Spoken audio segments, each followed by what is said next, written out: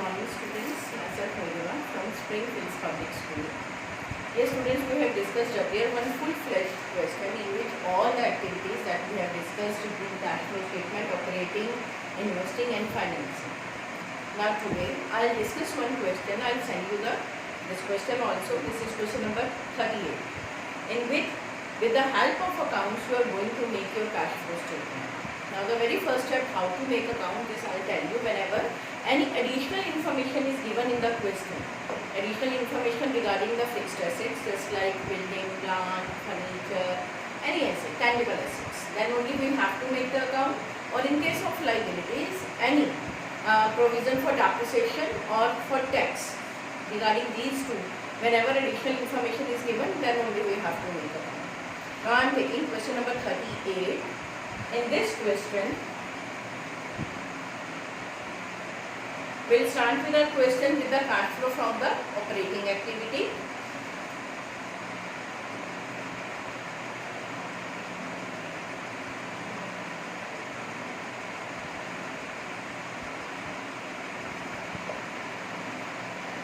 NP before tax. In this question, two additional informations are given. The very first one is depreciation charged on plant 30,000 and on building 50,000. और second information is income tax paid during the year 25,000.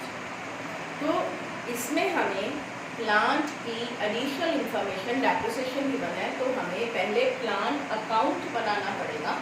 यहाँ से जो purchase या sale difference आएगा that I consider in my investment. In the same way in building account also, क्योंकि building का हमारे पास ओपनिंग क्लोजिंग बैलेंस गिवन है और एक डेप्रिसिएशन एडिशनल इन्फॉर्मेशन में है, तो again we have to make the account of building, then only I have to write down the value here. Now regarding tax also, see in this question under the short term provision note to account one provision for tax is given. इसमें कि दो balance given है, 17 और 18 का data given है. 17 में मेरे पास tax लिखा है 27,000 और 18 में मेरे को टैक्स दिया हुआ है 35,000.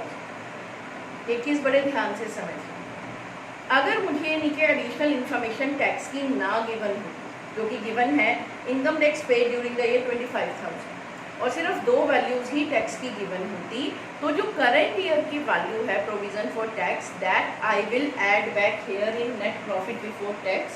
और जो लास्ट ईयर का टैक्स है वो मैं नीचे ऑपरेटिंग में माइनस करूँगी माइनस टैक्स को.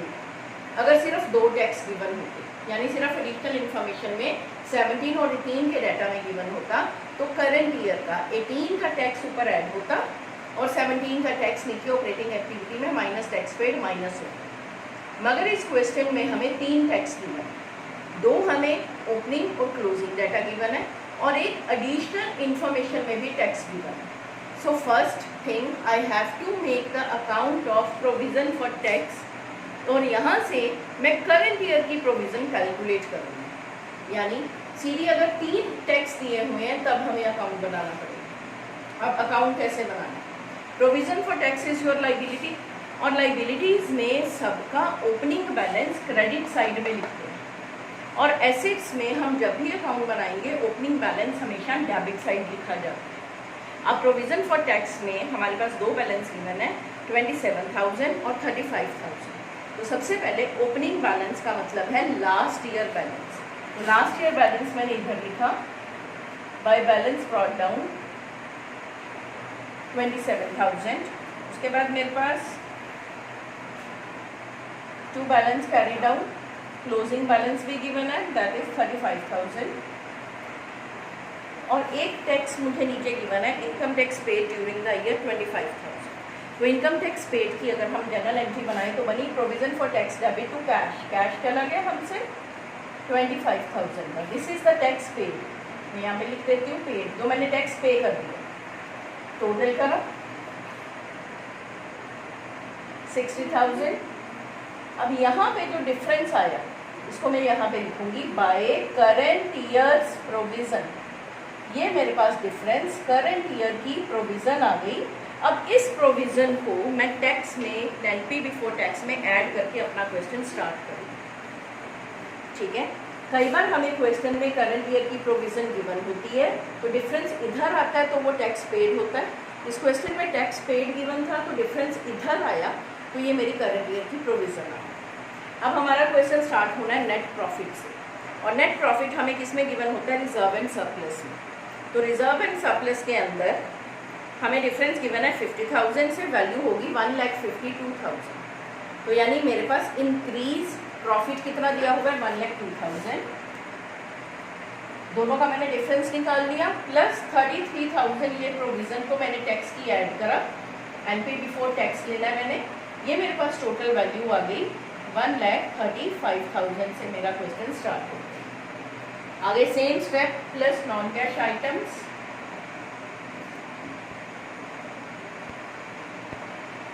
नॉन कैश आइटम्स में सबसे पहले एडिशनल इन्फॉर्मेशन में मुझे दोनों डेप्रिसिएशन गिवन है। तो डेप्रिसिएशन नॉन कैश आइटम है, तो depreciation on plant, here it is given 30,000, और डेप्रिसिएशन ऑन बिल्डिंग ये गिवन है मुझे 50,000। और एक चीज़ मैंने आपको बोली थी कि जब भी आप नॉन कैश आइटम्स लिखोगे इनटैंजिबल एसेट्स को देखेंगे। आपको क्वेश्चन के अंदर इनटैंजिबल एसेट्स में 30,000 से वैल्यू दी है 20,000, तो there is a decrease in intangible asset, इसको हम क्या बोलते हैं? Return of. तो मैंने इसमें लिखा इनटैंजिबल एसेट रिटर्न ऑफ 10,000। मेरे पास कोई भी इसके अंदर क्वेश्चन में कोई एसेट मैंने सेल नहीं करा, कोई नॉन ऑपरेटिंग इनकम नहीं दी हुई, तो ये मेरा टोटल करके operating profit before working capital changes आ गया। ये मैंने सबका टोटल करा, ये मेरे पास टोटल आ गया 2,25,000। नेक्स्ट स्टेप मेरा करंट एसेट्स और लाइबिलिटीज की treatment, and decrease in current asset and increase in current liability, and minus increase in current asset and decrease in current liability। Same steps मैंने follow किए। अब इस question में मुझे current assets के अंदर सबसे पहले इन्वेंट्री की वैल्यू दी हुई है। इन्वेंट्री की वैल्यू 45,000 से 95,000 हो, तो 50,000 से इन्वेंट्री की वैल्यू बढ़ गई, तो इंक्रीज इन करंट एसेट इसमें आ गया 50,000। उसके बाद मुझे इस क्वेश्चन में ट्रेड रिसीवेबल्स दिए हुए हैं। ट्रेड रिसीवेबल्स की वैल्यू 1,20,000 से 2 लाख हुई, तो there is an increase of 80,000। तो 80,000 का इंक्रीज फिर से यहाँ आ गया। उसके बाद next cash and cash equivalent. Cash and cash equivalent से are treated after all the activities. अब आ जाओ करंट लाइबिलिटीज पे। करंट लाइबिलिटीज में वैल्यू दी है ट्रेड पेबल्स। ट्रेड पेबल्स की वैल्यू 23,000 से 5,000 रखी, तो there is a decrease in current liability. तो डिक्रीज इन करंट लाइबिलिटी भी किस में आ गया? हमारा लेस की आइटम में। ये मेरे पास वैल्यू आ गई इसकी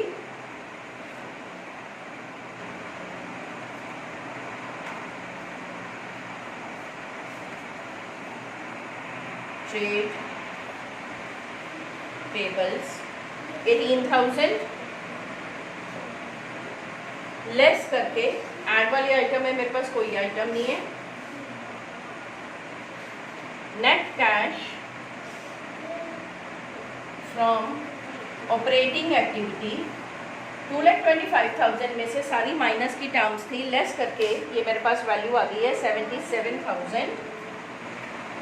और इसमें से अब लास्ट में मैंने टैक्स पेड माइनस कर, टैक्स पेड जो मैंने यहाँ लिखा था 25,000, इस टैक्स पेड को मैंने माइनस करा। मेरे पास answer 52,000 net cash from operating activity. First case का मैंने आंसर सॉल्व कर दिया। This is your net cash from operating activity. अब इसके बाद मैंने बी और सी पार्ट इसका सॉल्व करना है कि how to calculate the cash flow from investing activity and financing activity. I have to have this. Is it clear to you? सबसे पहले एनपी बिफोर टैक्स लिया, टैक्स को वापस ऐड बैक करा और टैक्स करंट ईयर का लिया। उसके बाद सारी नॉन कैश आइटम्स ली, ऐड करा, उसके बाद करंट एसेट्स और लाइबिलिटीज की ट्रीटमेंट करी, और लास्ट में टैक्स पेड हमने माइनस। अब इसके बाद नेक्स्ट कैश फ्लो फ्रॉम, ये आंसर ये वाला मैं ऊपर लिख लेती हूँ, and then I will solve the cash flow from the investing.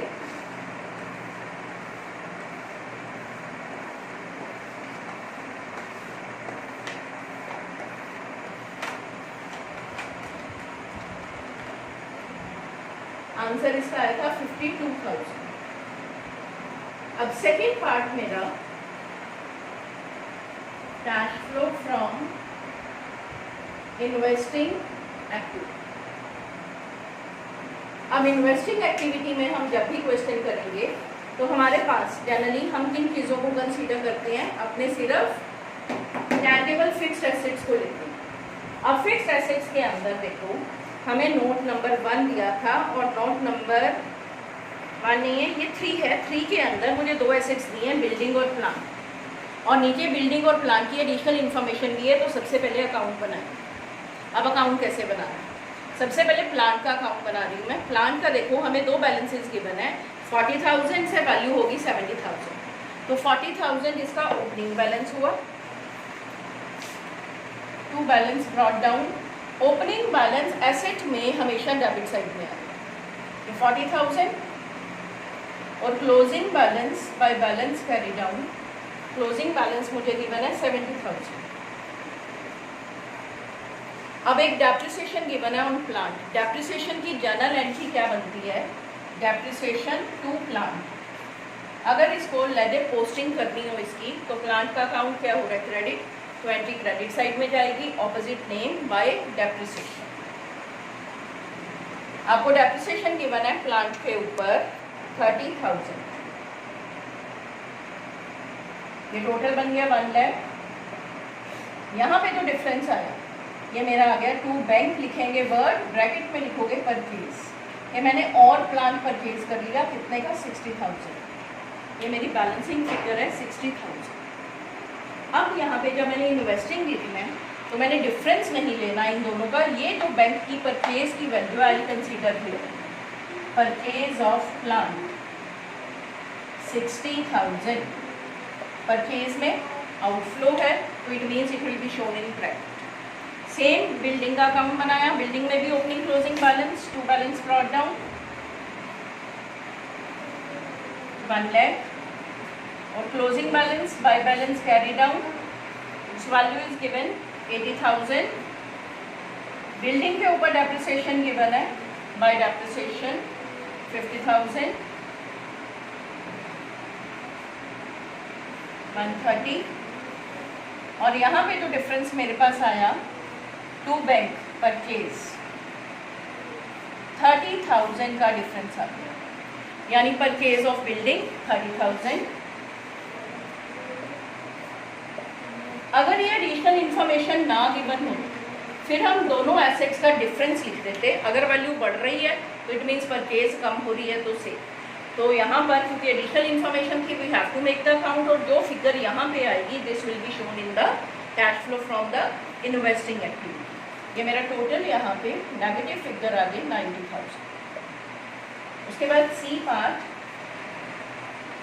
Cash flow from financing activity. Financing के अंदर हम कौन कौन सी चीज़ें लेते हैं, एक तो शेयर कैपिटल कंसीडर करते हैं और एक नॉन करेंट लायबिलिटीज। हमें इस क्वेश्चन के अंदर शेयर कैपिटल की वैल्यू नोट नंबर 1 में दी हुई है, equity share capital and preference share capital. Equity share capital की वैल्यू आपकी 2 लाख से 2,50,000 तो इंक्रीज है, तो यानी इशू ऑफ इक्विटी शेयर्स 50,000 पैसे आ रहे हैं। उसके बाद नेक्स्ट हमें प्रेफरेंस शेयर कैपिटल की वैल्यू 50,000 से 40,000 होगी। कम होने का मतलब हमने रिडम्पशन कर दी, उनके पैसे वापस कर दिए। Redemption of preference shares 10,000।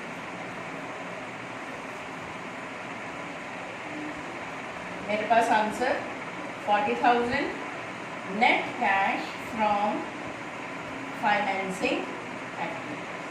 अब ये मैंने तीनों के आंसर सॉल्व कर दिए। अब तीनों में 2 मेरे पास पॉजिटिव टर्म है, इन दोनों पॉजिटिव का आंसर अगर मैंने टोटल करा ये मेरे पास आ गया 92,000 और नेगेटिव वाली टर्म मेरी 90,000 है। माइनस करके मेरे पास पॉजिटिव फिगर आ गई 2000 पॉजिटिव। तीनों एक्टिविटीज का टोटल इसको लिखेंगे, net increase in cash and cash equivalent. अब इसके अंदर cash and cash equivalent at the beginning add करेंगे। बिगिनिंग का मतलब होता है लास्ट ईयर। अब मेरे पास 1780 का डाटा गिवन था, तो cash and cash equivalent at the beginning 15,000 given, तो मैंने 15,000 इसके अंदर ऐड करा, मेरे पास आंसर आ गया 17,000 cash and cash equivalents at the end. अब एंड में इक्विवेलेंट 17,000 ही गिवन, तो इट मीन्स हमारा क्वेश्चन सही। तो यानी कैश फ्लो के अंदर हमें पता चल जाता है तीनों एक्टिविटीज के टोटल के बाद whether our answer is correct और। So this is the full fledged question with the help of account. I will send you the question also and further few more questions you will solve down yourself and take your doubts. Just next 5 questions you will try, and then after doing that the last questions regarding account वो हमें अपने आप आ जाएंगे, क्योंकि हर एक में अब हमें अकाउंट बनाना है। with the help of that only we are able to solve one question. तो अकाउंट बनाने पहले आने चाहिए, then only तब हमारे क्वेश्चन सॉल्व। तो नेक्स्ट 2 or 3 questions आप सॉल्व करोगे। I will send you the pic also, and I hope you will solve the questions. Thank you and have a